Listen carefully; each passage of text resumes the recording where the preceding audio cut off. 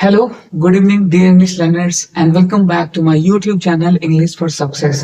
आपका बहुत बहुत स्वागत है and in this session, of course, today's session is going to be something different क्योंकि आज के इस सेशन में हम लोग स्टोरी डिस्कस करेंगे, यानी कि मैं आपको एक स्टोरी के माध्यम से एक्सप्लेन करने वाला हूँ। साथ ही साथ आज के सेशन में हम लोग देखेंगे सही टेंस को, यानी सही उसके रूल्स को, और एक ग्रामेटिकल अप्रोच के साथ, एक मेथड के साथ, एक कॉन्सेप्ट के साथ आज हम लोग इस सेशन को देखेंगे।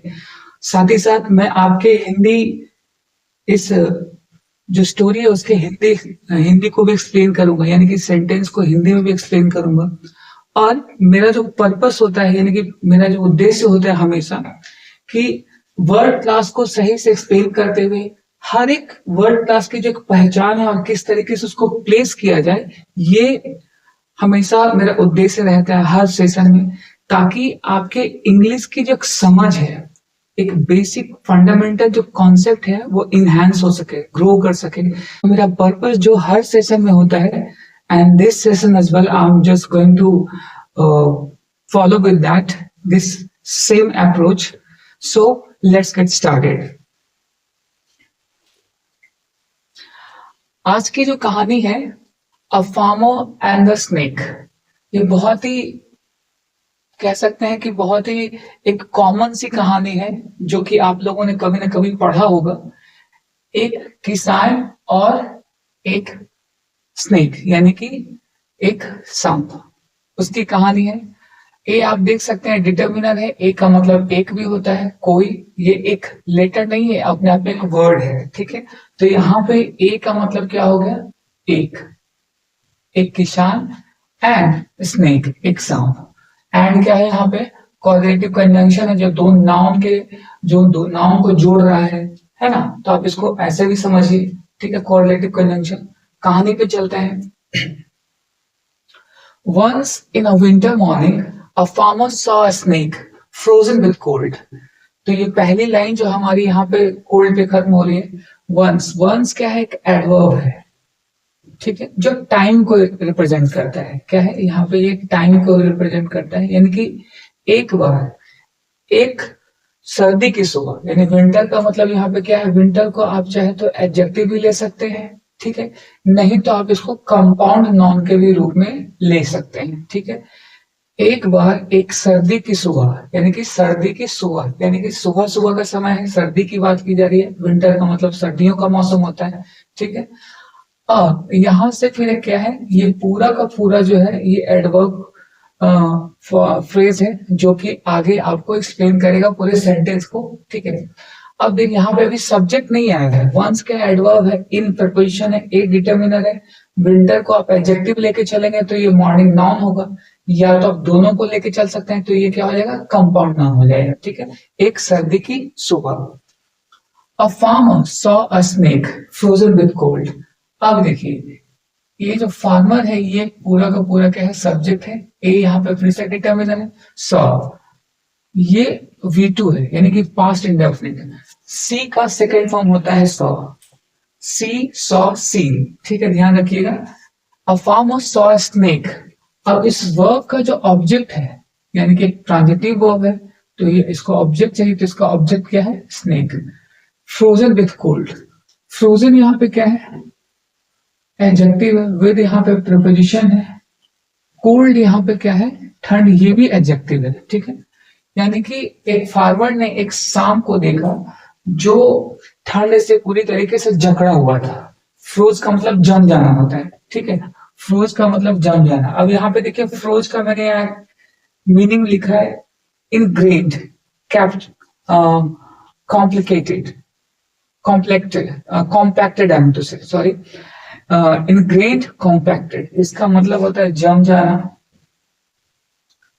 या अकड़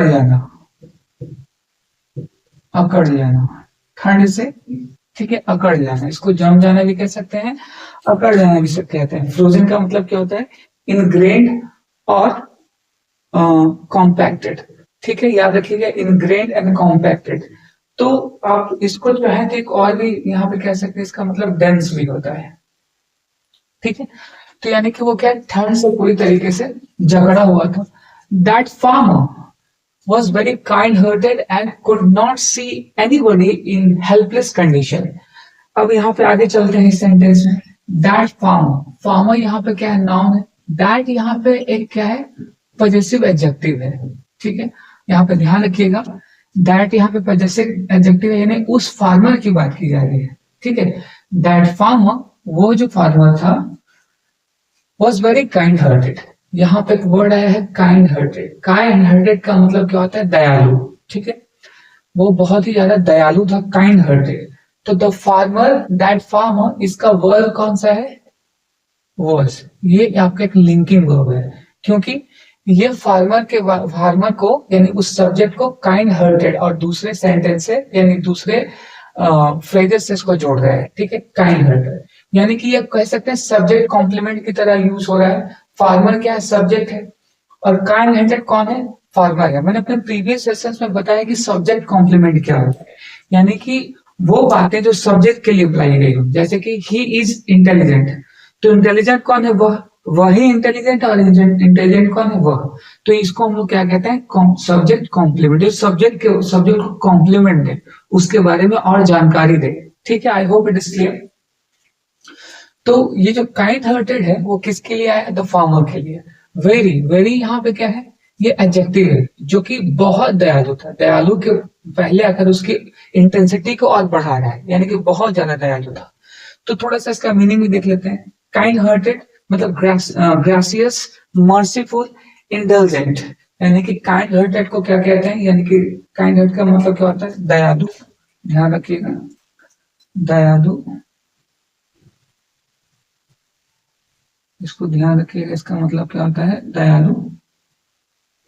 बहुत ही ज्यादा दयालु था, दयावान था, इसको भी कह सकते हैं। Kind hearted, gracious, merciful, intelligent. आप जब भी बैठे सेशन को देखने के लिए, आपके पास एक नोट कॉपी और एक पेन होना चाहिए, ताकि जो भी चीजें मैं यहाँ पे एक्सप्लेन कर रहा हूँ, हार्ड वर्ड्स, जैसे वोकैबुलरी या कोई ग्रामर के जो कॉन्सेप्ट है, आप उसे नोट कर ले, ताकि आपको आने वाले सेशन में जब मैं इसी चीज को बार रिपीट करूं तो आपको उसको समझने में आसानी हो। ओके, तो यहाँ पे क्या है, काइंड हार्टेड, वो बहुत ज्यादा दयालु था। And could not see anybody in helpless condition. और इसकी एक और क्या विशेषता थी उस फार्मर की, वह नहीं देख सकता था। कुड नॉट सी, वह नहीं देख सकता था एनीबॉडी, किसी को, इन हेल्पलेस कंडीशन, यानी कि हेल्पलेस कहने का मतलब असहाय परिस्थिति में, कंडीशन का मतलब स्टेट कह सकते हैं, सिचुएशन कह सकते हैं, ठीक है। इन यहाँ पे प्रपोजिशन है, हेल्पलेस यहाँ पे एडजेक्टिव है, और कंडीशन यहाँ पे क्या है, नाउन है, ठीक है। तो ध्यान रखिए, कंडीशन यहाँ पे नाउन है। ऐसे भी जिस वर्ड में TION, ठीक है, TION लगा हो तो वो अक्सर नाउन के कैटेगरी में आता है। हेल्पलेस यहाँ पे क्या है, ये एडजेक्टिव है, ठीक है, ध्यान रखिएगा। इन यहाँ पे प्रपोजिशन है, और एनीबॉडी यहाँ पे क्या है, एनीबॉडी यहाँ पे एक ऑब्जेक्टिव केस में है, ठीक है। सी एनीबॉडी, हालांकि ये इंडेफिनिट प्रोनाउन है एनीबॉडी, लेकिन यहाँ पे ऑब्जेक्टिव केस में। कुड यहाँ पे क्या है, कैन का पास्ट फॉर्म है, ये मॉडल ऑक्सिलरी वर्ब है, ये पास्ट एबिलिटी को शो करने के लिए आ रहा है। अब चूंकि आप यहाँ पे गौर कर रहे होंगे कि हमारे सेंटेंस जो स्टार्ट हुआ है वो पास्ट से हुआ है, यानी कि कहानियां अक्सर जो होती है वो पास्ट टेंस में ही होती है, क्योंकि हम लोग पीछे कही गई बातों को कह रहे होते हैं, यानी कि जो घटना हो चुकी है, जो घटना घटित हो चुकी है, उसी चीज को हम क्या है अपने शब्दों में व्यक्त करते हैं। लेकिन वो कहानियां क्या होती है, पास्ट की होती है, इसलिए इसमें अक्सर जो है वो हम लोग पास्ट टेंस का यूज करते हैं, ये आप ध्यान रखेंगे। Saw snake frozen with cold, आप देख सकते हैं पूरा यहाँ पे सॉ, ठीक है, यहाँ पे वॉज, ठीक है, यहाँ वॉज का यूज किया गया, और यहाँ पे आगे देखेंगे तो टुक का यूज किया गया। टेक का सेकंड फॉर्म होता है टेक, टुक, टेकिंग। तो टुक यहाँ पे क्या है, तो पहले इसका मतलब समझ लेते हैं।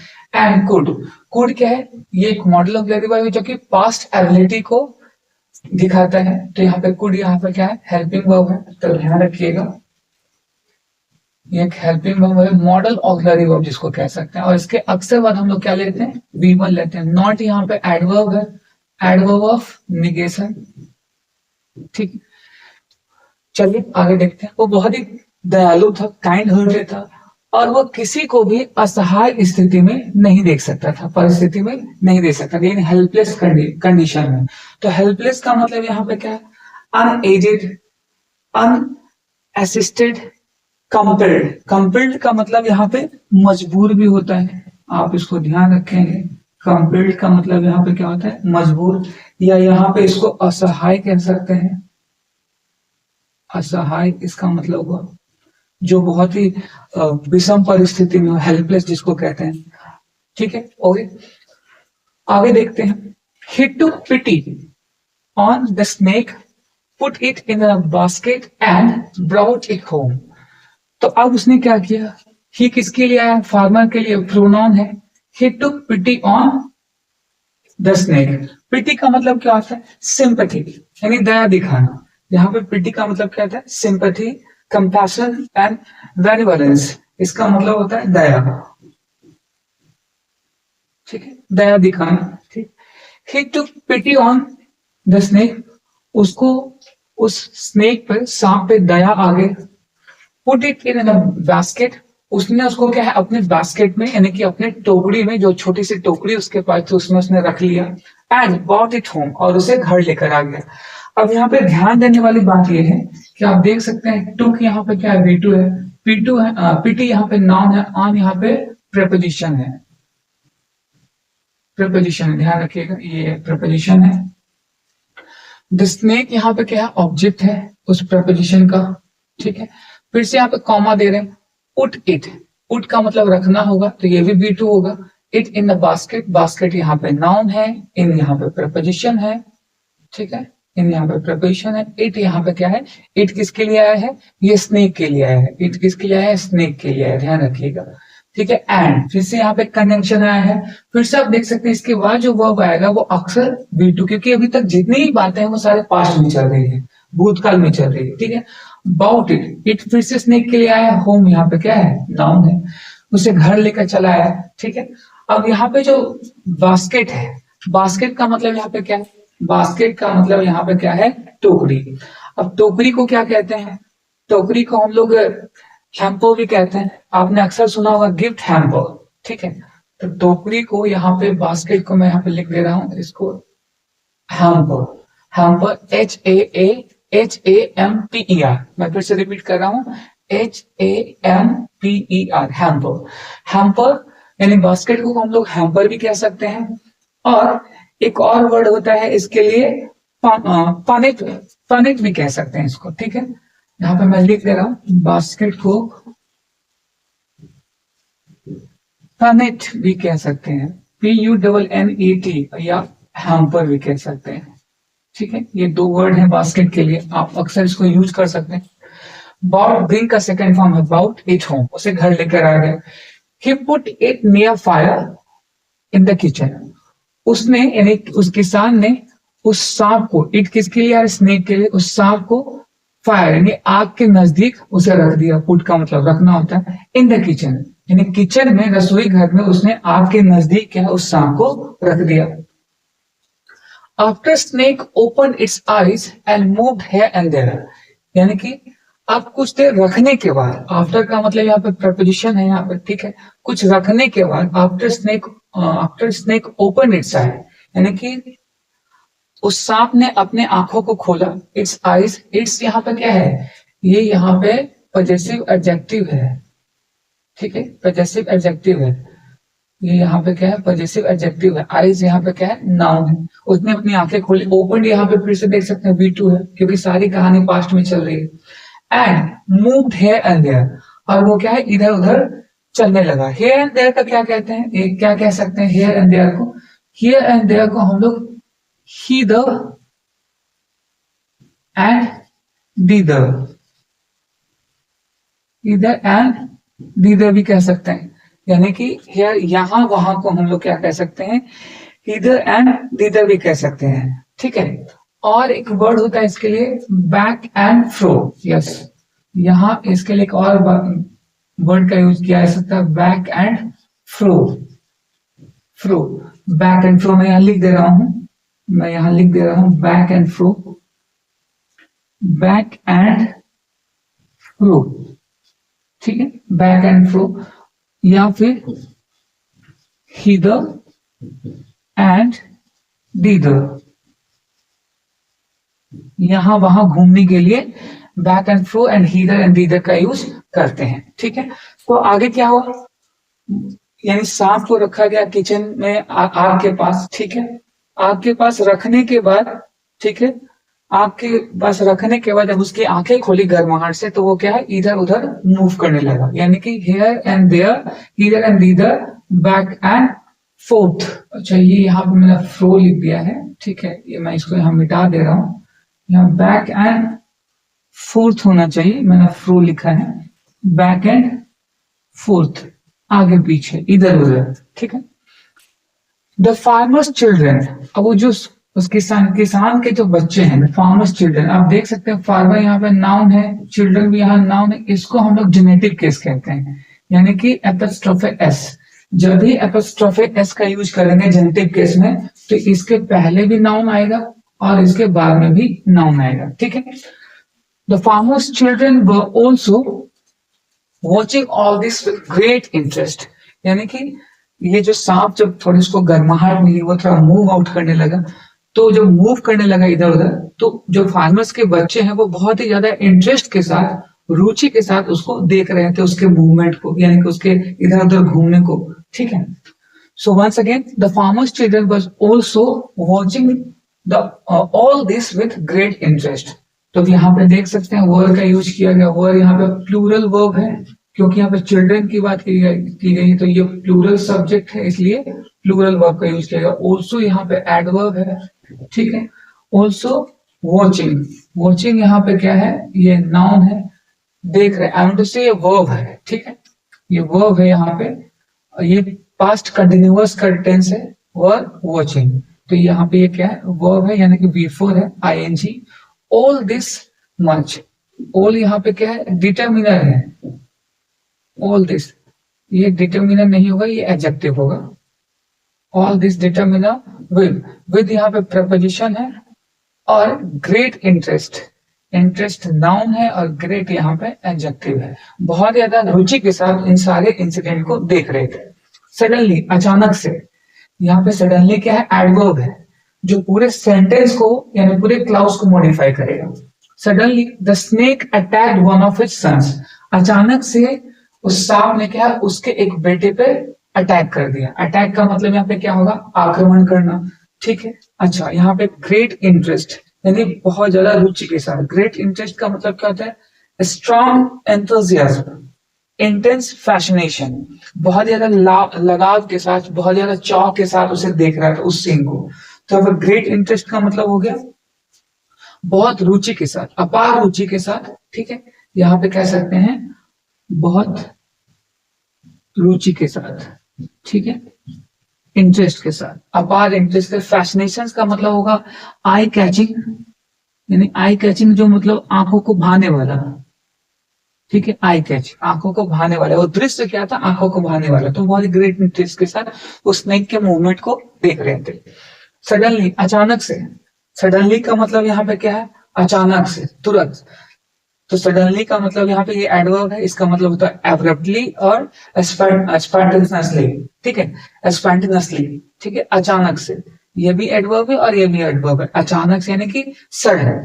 Suddenly the snake attack one of his sons, अचानक से उस स्नेक ने उसके एक बेटे में, बहुत सारे बेटों में से 2-3 बेटे होंगे उसके एक बेटे पे क्या अटैक कर दिया, आक्रमण कर दिया। तो आप देख सकते हैं ये V2 है, अटैक ईडी लगा हुआ है। अटैक का मतलब यहाँ पे स्ट्राइक, ब्लो, पाउंस, यहाँ पे ये वर्ब है, अटैक यहाँ पे ये वर्ब का रूप में आ रहा है, V2, पास्ट टेंस का वर्ब है। वन ऑफ हिज सन्स, उसके एक बेटे में क्या है, एक बेटे पर उसने अटैक कर दिया। बट यहाँ पे बट क्या है, कंजंक्शन। ठीक है, यहाँ पे बट कंजंक्शन है, लेकिन अब क्या हुआ, बट यहाँ पे क्या है, कंजंक्शन है।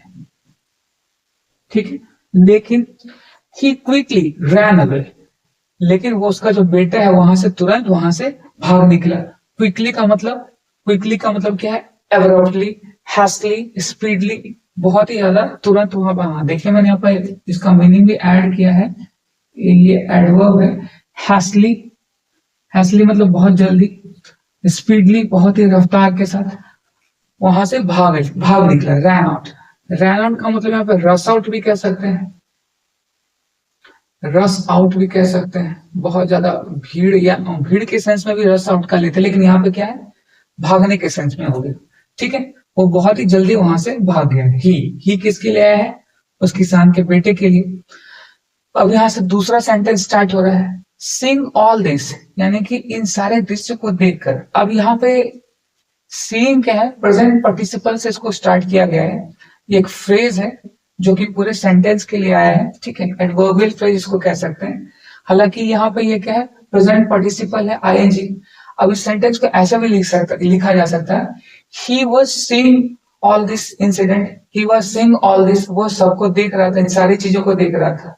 The farmer brought his stick and killed it on the spot, यानी कि ऑल सीइंग ऑल दिस, इन सारे इंसिडेंट को देखकर, यानी कौन से इंसिडेंट की बात की जा रही है, कि सांप का मूव करना और उसने जैसे उसके बेटे पर अटैक किया गया उसकी बात की जा रही है। तो वो सारे इंसिडेंट्स वो देख रहा था।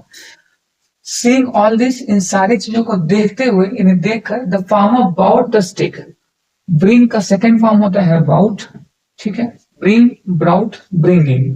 The farmer brought the stick, वो स्टिक लेकर आए, डंडा लेकर आए, and killed it on the spot, और एक बार में उसी जगह पे उसने क्या है, मार डाला। किल्ड का मतलब यहाँ पे क्या है, V2 एंड है, एंड के पहले V2 है तो एंड के बाद भी क्या होगा, V2 होगा। इट किसके लिए है, स्नेक के लिए। ऑन यहाँ पे प्रीपोजिशन है, द यहाँ पे डिटर्मिनर, और स्पॉट यहाँ पे नाउन है। ठीक है, ऑन यहाँ पे प्रीपोजिशन है, इट यहाँ पे ऑब्जेक्ट है। ठीक है, किसके लिए आया, स्नेक के लिए आया है। ठीक है, अब किल का मतलब क्या, स्ट्राइक, मर्डर, स्ले। स्ले का मतलब वैसे काटने के सेंस में होता है, लेकिन यहाँ पे मर्डर के सेंस में इसको लिया जा सकता है। ये क्या है, एक वर्ब है। ठीक है, तो आप देख सकते हैं कि मैं फिर से थोड़ा इस लाइन को दोहरा दूं, see all this, seeing all this, इन सारे इंसिडेंट को देखते हुए फार्मर क्या है, एक लकड़ी लेकर आता है, यानी कि एक स्टिक लेकर आता है, और उसे उसी जगह पे मार देता है, उस डंडे से, उसको, स्नेक को। तो इस कहानी का मतलब क्या हुआ, कि नेचर्स का अपना एक क्या है, एक रूल है। ठीक है, तो जो जिसका नेचर है, यानी स्नेक का नेचर है क्या, अटैक करना, है ना, काटना, तो वो उससे अपने नेचर से वो कभी मुकर नहीं सकता। आप कितना भी उसे हेल्प कर दें, उसका काम है, उसका नेचर है काटना, वो काटेगा ही। ओके, एनीवे, तो ये थी आज की कहानी और कुछ वोकैबुलरी। आई होप कि ये कहानी आपको समझ में आई होगी, और जो मेरा कॉन्सेप्ट है इस कहानी को समझाने, हर एक वर्ड क्लासिफिकेशन के साथ साथ ही साथ वोकैबुलरी जो मैंने डिस्कस किया है, और ग्रामेटिकल अप्रोच के साथ, टेंस के साथ मैंने आज ये सारी स्टोरी को एक्सप्लेन किया है। ओके, तो आई होप कि ये सेशन आपको समझ में आया होगा। If you like my videos, please do subscribe my channel, hit the icon bell and subscribe and share my videos as much as possible to all the students or the English learners who want to grow their knowledge in English sector, enhance their knowledge in English language, so that video sessions will be fruitful for them. So आज के लिए इतना ही. We'll meet in our next session with another story. Till then, good night.